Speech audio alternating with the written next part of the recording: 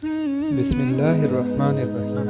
अस्सलामु अलैकुम वरहमतुल्लाह। मुअज़्ज़िज़ नाज़रीन, हज़रत सैयदना यज़ीद बिन मैसरा रहमतुल्लाह अलैह फरमाते हैं, हमसे पहली उम्मतों में एक शख्स था जिसने बहुत ज़्यादा माल व मता जमा किया हुआ था और उसकी औलाद भी काफ़ी थी। तरह तरह की नेमतें उसे मैसर थी।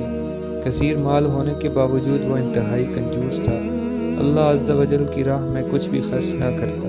हर वक्त उसी कोशिश में रहता कि किसी तरह मेरी दौलत में इजाफ़ा हो जाए। जब वो बहुत ज़्यादा माल जमा कर चुका तो अपने आप से कहने लगा, अब तो मैं खूब ऐश व इशरत की ज़िंदगी गुजारूंगा।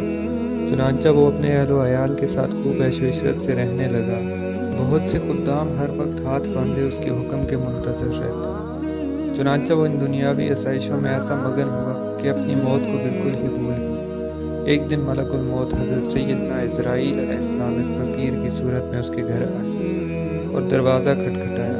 ग़ुलाम फ़ौरन दरवाज़े की तरफ दौड़े और जैसे ही दरवाज़ा खोला तो सामने एक फ़कीर को पाया।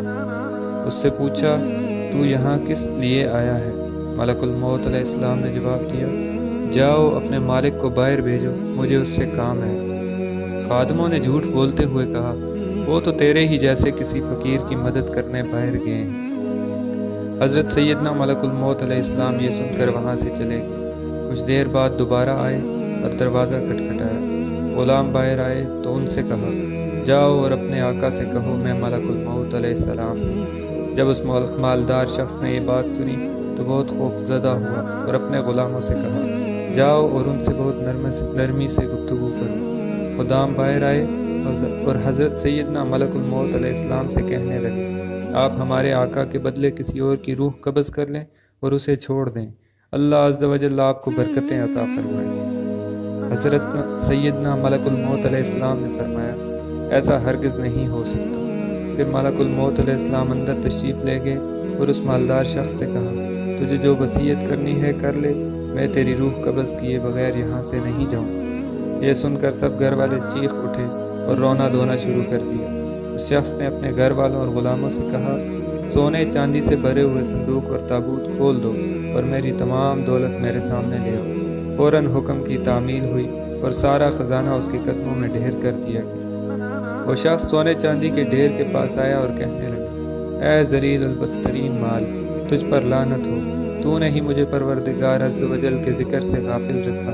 तूने ही मुझे आखिरत की तैयारी से रोके रखा। यह सुनकर वो माल उससे कहने लगा, तू मुझे मलामत ना कर। क्या तू वही नहीं कि दुनियादारों की नज़रों में हकीर था? मैंने तेरी इज़्ज़त बढ़ाई। मेरी ही वजह से तेरी रसाई बादशाहों के दरबार तक हुई, वरना गरीब और नेक लोग तो वहाँ तक नहीं पहुँच सकते। मेरी ही वजह से तेरा निकाह शहज़ादियों और अमीरज़ादियों से हुआ, वरना गरीब लोग उनसे कहाँ शादी कर सकते हैं। अब ये तो तेरी बदबख्ती है कि तूने मुझे शैतानी कामों में खर्च किया। अगर तू मुझे अल्लाह अज़्ज़ वजल के कामों में खर्च करता तो ये ज़िल्लत और रसवाई तेरा मुकद्दर ना बनती।